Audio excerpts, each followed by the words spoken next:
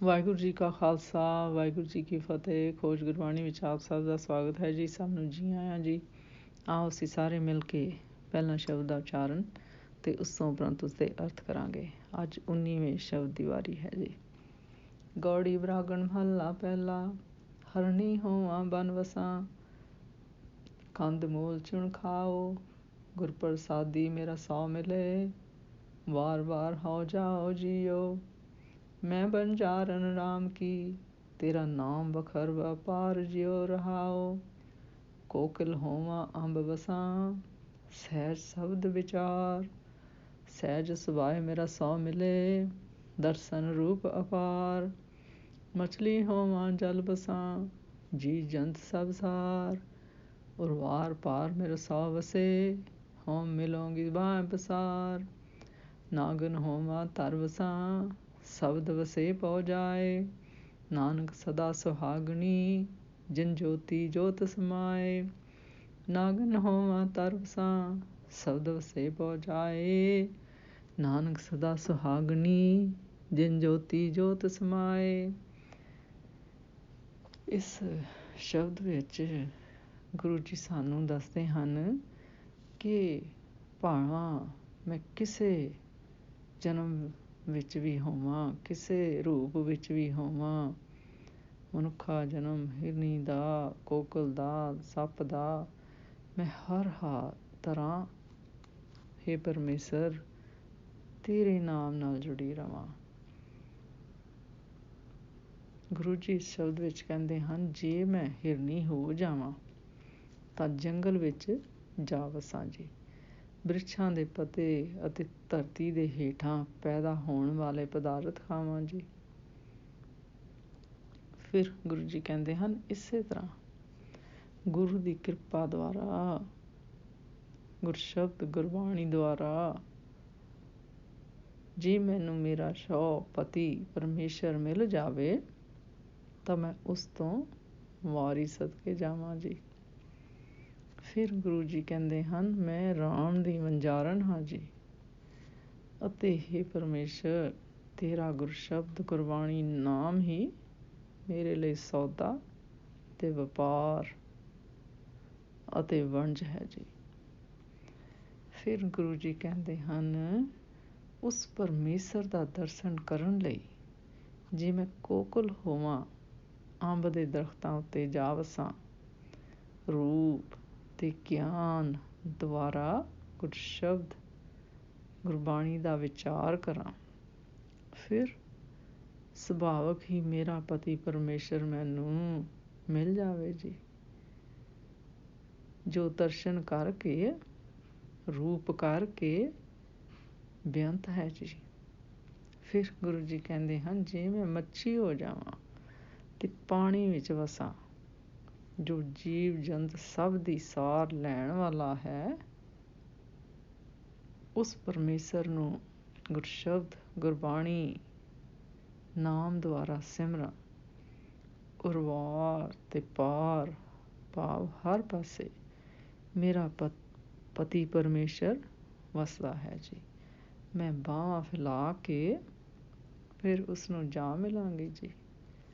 ਫਿਰ ਗੁਰੂ ਜੀ ਕਹਿੰਦੇ ਹਨ, ਜੇ ਮੈਂ ਸਪਣੀ ਹੋ ਜਾਵਾਂ, ਧਰਤੀ ਅੰਦਰ ਵਸਾਂ, ਪਰਮੇਸ਼ਰ ਦਾ ਗੁਰਸ਼ਬਦ ਗੁਰਬਾਣੀ ਨਾਮ ਮੇਰੇ ਮਨ ਅੰਦਰ ਵਸੇ ਅਤੇ ਮੇਰਾ ਡਰ ਦੂਰ ਹੋ ਜਾਵੇ ਜੀ। ਫਿਰ ਗੁਰੂ ਜੀ ਕਹਿੰਦੇ ਹਨ ਕਿ ਉਹ ਜੀਵ ਰੂਪ ਇਸਤਰੀਆਂ ਸਦਾ ਸੁਹਾਗਣਾ ਹਨ, ਜਿਨ੍ਹਾਂ ਦੀ ਜੋਤ ਪਤੀ ਪਰਮੇਸ਼ਰ ਦੀ ਜੋਤ ਵਿੱਚ ਸਮਾ ਗਈ ਹੈ ਜੀ। ਇਸ ਸ਼ਬਦ ਦਾ ਸਾਰ ਇਸ ਤਰ੍ਹਾਂ ਕਰੀਏ ਜੀ, ਜਿਸ ਤਰ੍ਹਾਂ ਇਸ ਸ਼ਬਦ ਵਿੱਚ ਗੁਰੂ ਜੀ ਨੇ ਦੱਸਿਆ ਹੈ ਕਿ ਮੈਂ ਕਿਸੇ ਰੂਪ ਵਿੱਚ ਵੀ ਹੋਵਾਂ, ਕਿਸੇ ਜੂਨ ਵਿੱਚ ਹੀ ਹੋਵਾਂ, ਪਰ ਮੈਂ ਹੇ ਪਰਮੇਸ਼ਰ ਹਮੇਸ਼ਾ ਤੇਰੇ ਨਾਲ, ਤੇਰੇ ਸੰਗ ਹੀ ਲੱਗੀ ਰਵਾਂ, ਤੂੰ ਆਪਣੇ ਤੋਂ ਮੈਨੂੰ ਨਾ ਵਿਛੋੜ ਜੀ। ਇਹ ਜੀਵ ਰੂਪ ਮਨੁੱਖ ਦੀ ਅਰਦਾਸ ਤੇ ਬੇਨਤੀ ਹੈ ਜੀ। ਇਹ ਸ਼ਬਦ ਵਿਰਾਗਣ ਦੀ ਬਿਰਹੋਂ ਦਾ ਇੱਕ ਅਤ ਸੁੰਦਰ ਨਮੂਨਾ ਹੈ ਜੀ। ਗੁਰੂ ਜੀ ਕਹਿੰਦੇ ਹਨ, ਸੰਸਾਰ ਵਿੱਚ ਵਣਜ ਵਪਾਰ ਕਈ ਤਰ੍ਹਾਂ ਦਾ ਹੁੰਦਾ ਹੈ ਜੀ, ਪਰ ਇਸ ਸ਼ਬਦ ਵਿੱਚ ਜੋ ਦ੍ਰਿਸ਼ਟਾਂਤ ਗੁਰੂ ਜੀ ਨੇ ਦਿੱਤੇ ਹਨ ਉਹ ਬਹੁਤ ਮਹੱਤਵਪੂਰਨ ਹਨ ਜੀ।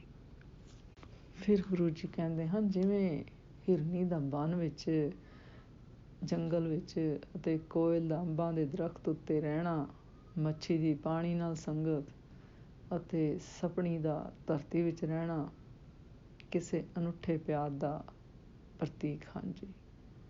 ਫਿਰ ਗੁਰੂ ਜੀ ਕਹਿੰਦੇ ਹਨ, ਤਿਵੇਂ ਹੀ ਜੀਵ ਰੂਪ ਇਸਤਰੀ ਦਾ ਉਸ ਪਰਮੇਸ਼ਰ ਦੇ ਗੁਰਸ਼ਬਦ ਗੁਰਬਾਣੀ ਨਾਮ ਨਾਲ ਅਨੋਖਾ ਪਿਆਰ ਹੈ ਜੀ। ਉਸ ਦੇ ਹਿਰਦੇ ਵਿੱਚ ਸ਼ਾਹ ਦੇ ਮਿਲਾਪ ਭਾਵ ਪਰਮੇਸ਼ਰ ਦੇ ਮਿਲਾਪ ਅਤੇ ਗੁਰਸ਼ਬਦ ਗੁਰਬਾਣੀ ਦੀ ਸਿੱਖ ਹੈ ਜੀ, ਚਾਹ ਹੈ ਜੀ। ਫਿਰ ਗੁਰੂ ਜੀ ਕਹਿੰਦੇ ਹਨ, ਉਹ ਵਿਸਰੇ ਨਾ ਜੀ। ਫਿਰ ਜਿਵੇਂ ਉਸ ਹਰੀ ਨਾਲ ਰਹਿੰਦੇ ਹੋਏ, ਪਰਮੇਸ਼ਰ ਨਾਲ ਰਹਿੰਦੇ ਹੋਏ ਮਨ ਨੂੰ ਡਰ ਨਹੀਂ ਲੱਗਦਾ, ਕੋਇਲ ਦਰਖਤ ਉੱਤੇ ਬੈਠੀ ਇਕੱਲਾਪਨ ਮਹਿਸੂਸ ਨਹੀਂ ਕਰਦੀ, ਮੱਛੀ ਸਾਗਰ ਵਿੱਚ ਰਹਿ ਕੇ ਆਨੰਦ ਮਾਣਦੀ ਹੈ ਜੀ, ਨਾਗਨ ਧਰਤੀ ਵਿੱਚ ਰਹਿ ਕੇ ਡਰ ਤੋਂ ਦੂਰ ਰਹਿੰਦੀ ਹੈ ਜੀ। ਗੁਰੂ ਜੀ ਕਹਿੰਦੇ ਹਨ, ਇਸੇ ਤਰ੍ਹਾਂ ਜੀਵ ਰੂਪੀ ਇਸਤਰੀ ਦੀ ਅਭਿਲਾਖਾ ਗੁਰਸ਼ਬਦ ਗੁਰਬਾਣੀ ਰਾਹੀਂ ਪਰਮ ਜੋਤੀ ਵਿੱਚ ਸਮਾਉਣ ਦੀ ਹੁੰਦੀ ਹੈ ਜੀ। ਸੋ ਸਿਧਾਂਤ ਇਹ ਹੈ ਕਿ ਗੁਰੂ ਦਾ ਸ਼ਬਦ ਗੁਰਬਾਣੀ ਨਾਮ ਨਿਰਭਉ ਰੂਪ ਵਿੱਚ ਜਗਿਆਸੂ ਲਈ ਜੀਵਨ ਆਧਾਰ ਬਣੇ ਅਤੇ ਇਸ ਦੀ ਲਿਵ ਪਰਮੇਸ਼ਰ ਨਾਲੋਂ, ਸਾਈਂ ਨਾਲੋਂ ਕਦੇ ਵੀ ਨਾ ਟੁੱਟੇ ਜੀ। ਸੋ ਇਸ ਸ਼ਬਦ ਵਿੱਚ ਗੁਰੂ ਜੀ ਸਾਨੂੰ ਦੱਸਦੇ ਹਨ ਕਿ ਸੁੱਖ ਹੋਵੇ ਦੁੱਖ ਹੋਵੇ, ਸਾਨੂੰ ਵਿਕਾਰਾਂ 'ਤੇ ਪੈਣ ਦੀ ਬਜਾਏ ਉਸ ਪਰਮੇਸ਼ਰ ਦੇ ਹੁਕਮ ਦੀ ਰਜਾ ਨੂੰ ਸਮਝਣਾ ਚਾਹੀਦਾ ਹੈ ਜੀ, ਅਤੇ ਗੁਰਸ਼ਬਦ ਗੁਰਬਾਣੀ ਨਾਮ ਨਾਲ ਜੁੜ ਕੇ ਉਸ ਪਰਮਾਤਮਾ ਦੇ ਨਾਲ ਇੱਕਮਿਕ ਹੋਣਾ ਹੈ ਜੀ। ਅੱਜ ਦਾ ਵਿਚਾਰ ਕਰਦਿਆਂ ਮੇਰੇ ਕੋਲੋਂ ਅਨੇਕਾਂ ਭੁੱਲਾਂ ਹੋਈਆਂ ਹੋਣਗੀਆਂ, ਉਸ ਵਾਸਤੇ ਮੈਂ ਖਿਮਾ ਦੀ ਜਾਚਕ ਹਾਂ ਜੀ। ਵਾਹਿਗੁਰੂ ਜੀ ਕਾ ਖਾਲਸਾ, ਵਾਹਿਗੁਰੂ ਜੀ ਕੀ ਫਤਿਹ।